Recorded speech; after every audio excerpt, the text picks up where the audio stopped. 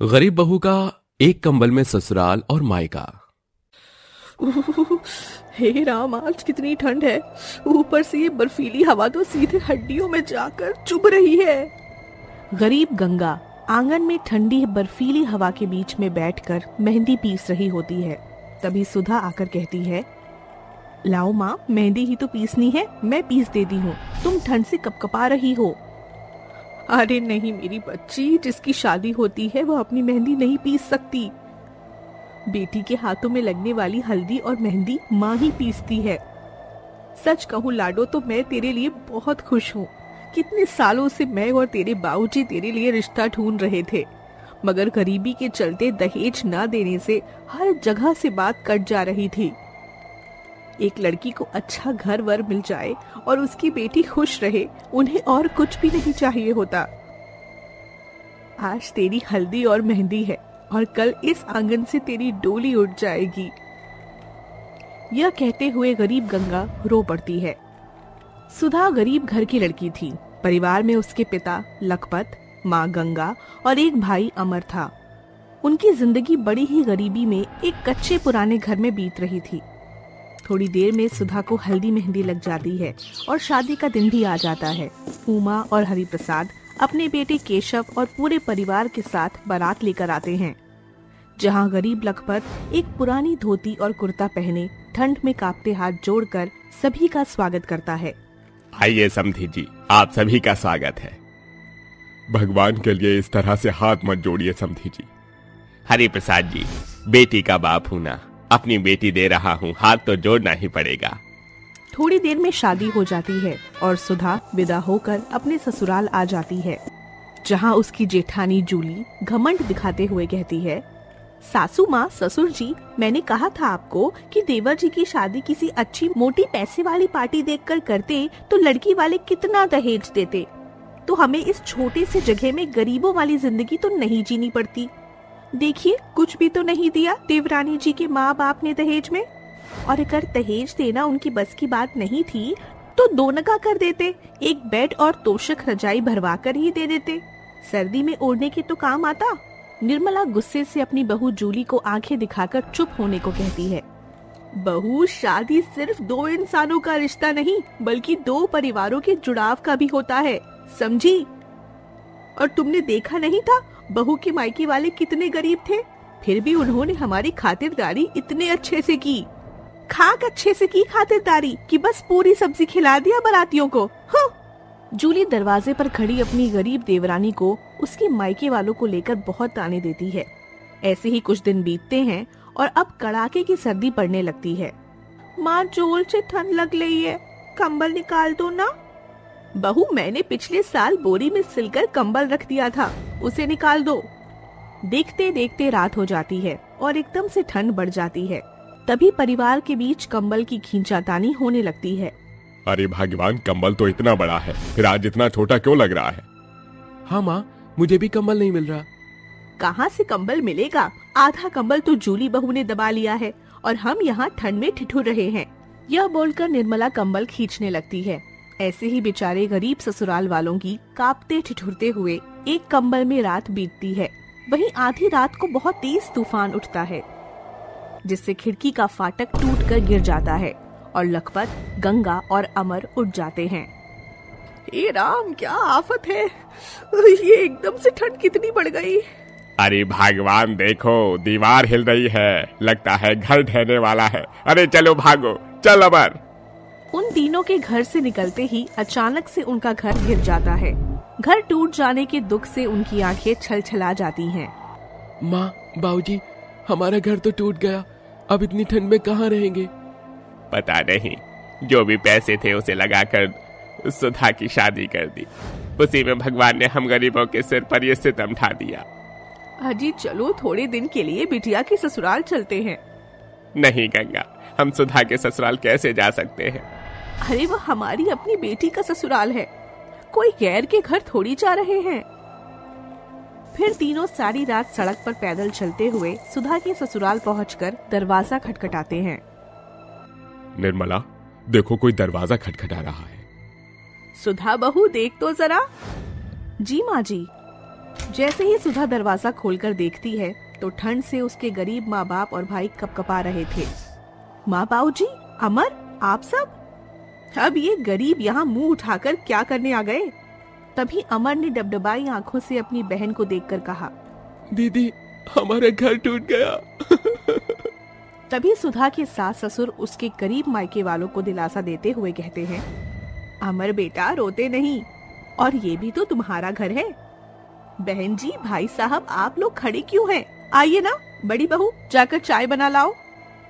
तभी जूली ने मुंह बनाकर तबाक से जवाब दिया, माँ जी, इतनी मुश्किल से कंबल में गर्म हुए हैं, मुझे अभी सोना है, और ये मेरे मायके वाले थोड़ी लग रहे हैं, फिर मैं क्यों जाऊं? और ऐसे थोड़ी होता है, कभी भी किसी के भी घर टपक पड़ो। जूली सुधा के गरीब मायके वालों को बहुत बेइज्जत करती है। उनके चेहरे लाज के भाव से भर गए।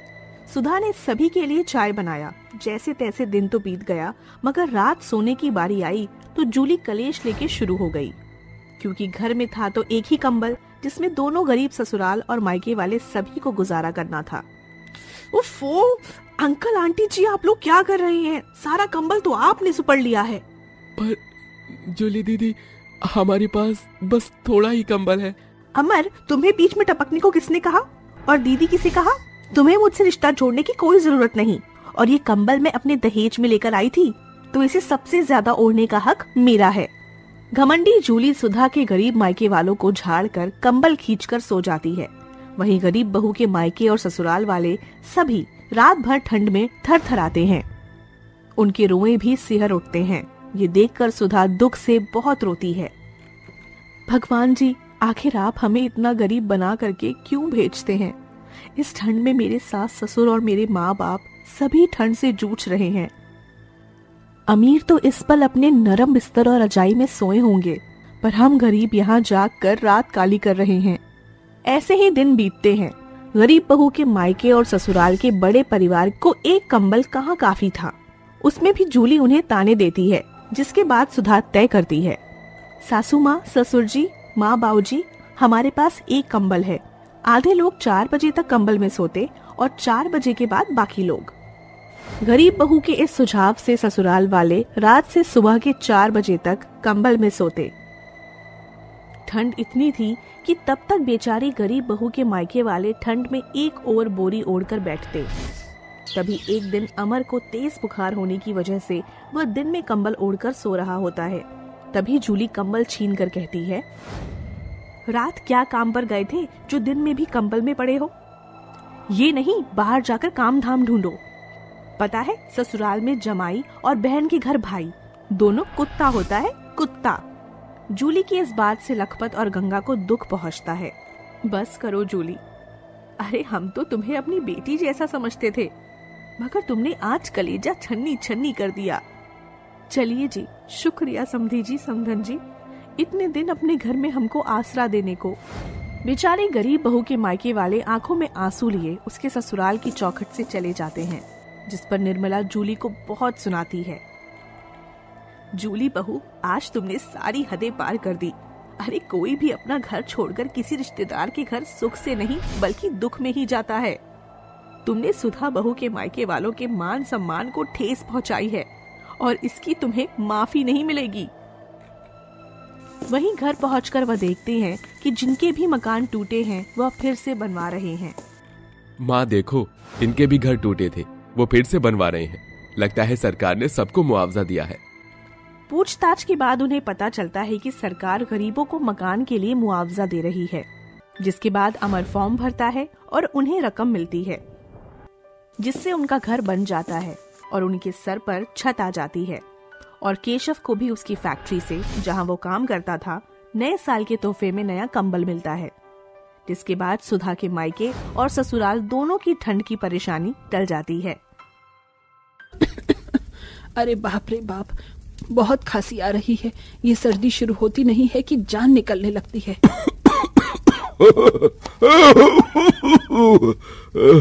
अरे भाग्यवान, तुमने क्यों खांसा?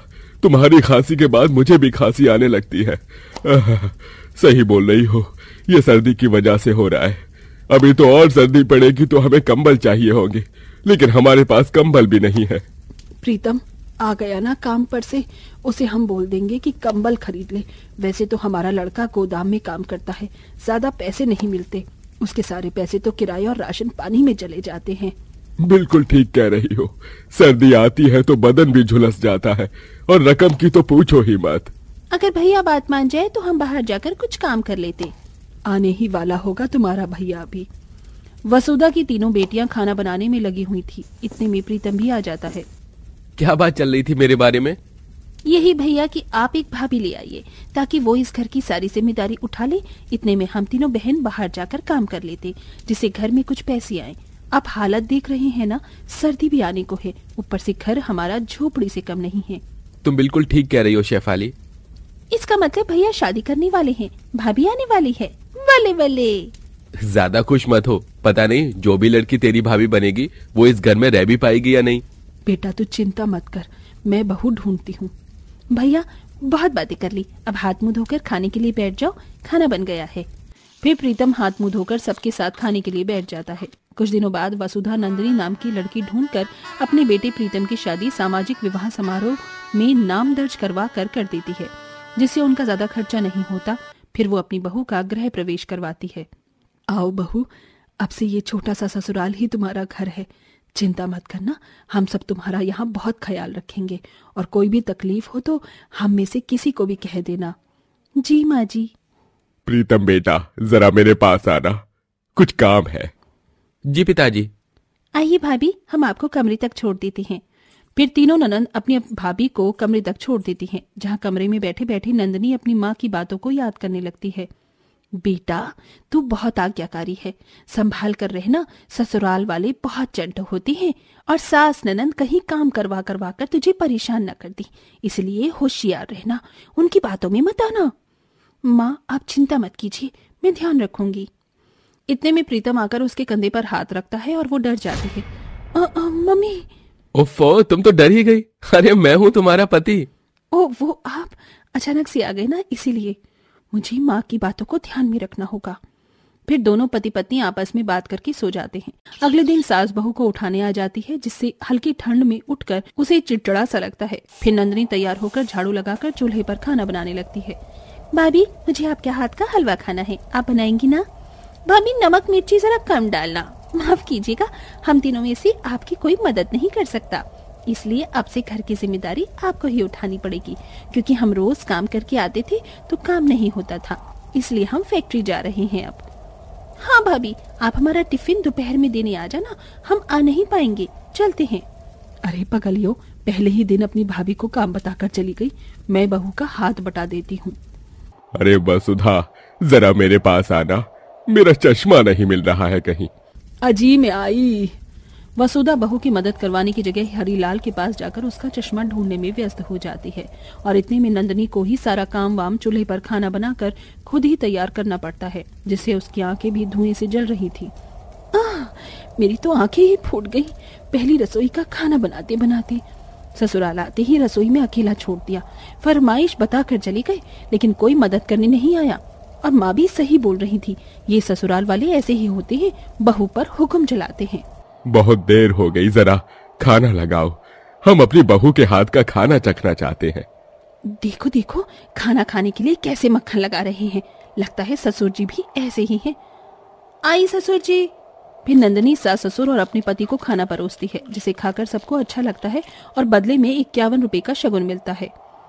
ऐसा गरीब ससुराल है, पैसे दिए भी तो सिर्फ 51 रुपए शगुन में। शुक्रिया माँ जी, पापा जी, आप और लेंगे हलवा? हाँ हाँ बहू। अरे बहू, तू अपनी नंदों को टिफिन देने जाएगी ना, ज्यादा दूर नहीं है फैक्ट्री, 2 गली छोड़कर राशन दफ्तर के सामने ही है। ठीक है माँ जी। कुछ देर बाद नंदिनी अपनी तीनों ननंद का टिफिन पैक करके पास की फैक्ट्री में दे आती है। ऐसे ही वक्त गुजरता है। नंदिनी को अपने ससुराल की सारी जिम्मेदारी उठानी पड़ती है, वो भी अकेले ठंड में काम करके। नंदिनी मन ही मन ससुराल वालों से चिढ़ती रहती थी। पता नहीं कैसे ससुराल वाले हैं, अब तो सारे ठंडे पानी का काम मुझे ही करना पड़ता है, बर्तन धो, कपड़े धो, कभी कुछ, ऊपर से मेरे पास स्वेटर भी एक ही है। फैक्ट्री से आकर तीनों ननंद आपस में बातें करने लगती हैं। मुझे ऐसे बिल्कुल भी अच्छा नहीं लगता कि भाभी को ही सारा काम करना पड़ता है, पर दीदी एक तरफ से देखा जाए तो भाभी के लिए ये सही है, ठंड में ज्यादा काम करती रहेंगी तो शरीर में गर्मी बनी रहेगी। आप तो जानती हैं घर में खाने पीने का कुछ ज्यादा साधन नहीं है ना ही लड्डू बन सकते हैं, ना ही गर्म मेवों से, और कंबल भी नहीं है। चिढ़कर नंदनी अब काम करने में आनाकानी करने लग गई थी। बहू जरा चाय बना कर ले आ, ठंड सी लग रही है। मुझे कोई काम नहीं करना, मेरे पैरों में दर्द हो रहा है माँ जी, आप तीनों नन से करवा लीजिए। यह अचानक से भाभी को क्या हो गया? एक दिन फैक्ट्री में नंदों का मालिक गरम कंबल बांट रहा था, जिसे लेने के लिए तीनों ननंद भी जाती हैं। साहब, आपने हमें नहीं दिया, हमें भी दीजिए। ओहो, ये गरीब लोगों के लिए नहीं है, कंबल अच्छे अच्छे मंगवाए हैं, अच्छा काम करने वाले लोगों के लिए। तुम लोगों की तो पगार भी कम है, चलो जाओ यहाँ से। पर मालिक, हमें कंबल की बहुत जरूरत थी। जाकर खरीद लो, काम तो करती ही हो, भीख क्यों मांग रही हो? दिसंबर की ठंडी ठंडी हवाएं चलती रहती हैं, जिससे घर में भी बहुत ठंड लगती है। वहीं तीनों ननंद बिना स्वेटर के काम करती हैं। तीनों ननंद तभी अपनी पिछली सर्दी का स्वेटर अपनी संदूक में देखती हैं। ये वाला दे देते हैं भाभी को, स्वेटर अच्छा लगेगा। नहीं नहीं दीदी, मेरा वाला दे दीजिए, ये ज्यादा अच्छा लग रहा है। हाँ, यही ठीक है। कमरे के बाहर खड़े होकर नंदनी गलत समझती है। जरूर तीनों नंदी यही डिसाइड कर रही होंगी कोई कौन सा फटा हुआ पुराना स्वेटर मुझे देना है, पर मैं भी तेज हूँ, वापस कर दूंगी। कुछ देर बाद तीनों ननंद बड़े प्यार से नंदनी को स्वेटर देने जाती हैं, लेकिन नंदनी बिना स्वेटर को देखे उसे फाड़ कर वापस कर देती है। अगर आपको मुझे फटा हुआ स्वेटर देकर मेरी बेइज्जती ही करनी थी तो दिया ही क्यों? अपने पास रखिए, मैं अपनी शॉल ओढ़ लूंगी। भाभी रुको, जरा सुनिए दीदी, हमने तो सबसे अच्छा स्वेटर दिया था भाभी को। 2-3 दिन बाद ठंड और बढ़ जाती है। घर के सभी लोग ठंड में ठिठुर कर बिना कंबल के सो ही रहे थे। फिर एक दिन ननंद पैसे मिलाकर एक कंबल ले आती हैं।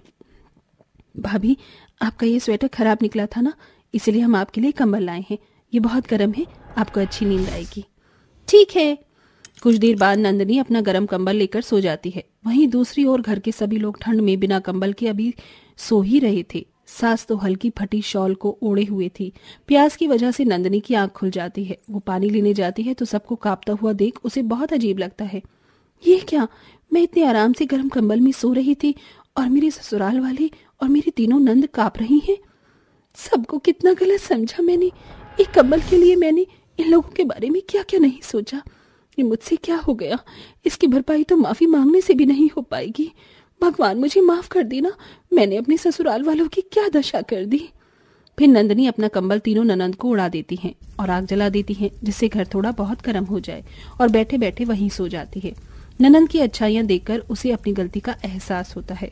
उसके बाद से वो ससुराल में सबका ख्याल बहुत अच्छे से रखती है और पैसे जोड़कर प्रीतम से कंबल मंगवाती है, जिसके बाद गरीब परिवार अच्छे से कंबल में अपनी ठंड के दिनों को बिताता है। देखा दोस्तों, मैंने तो अपनी गलती सुधार ली, लेकिन आप कभी अपने मन में किसी को गलत न समझिएगा। हमेशा हर परिस्थिति को सही से परखना।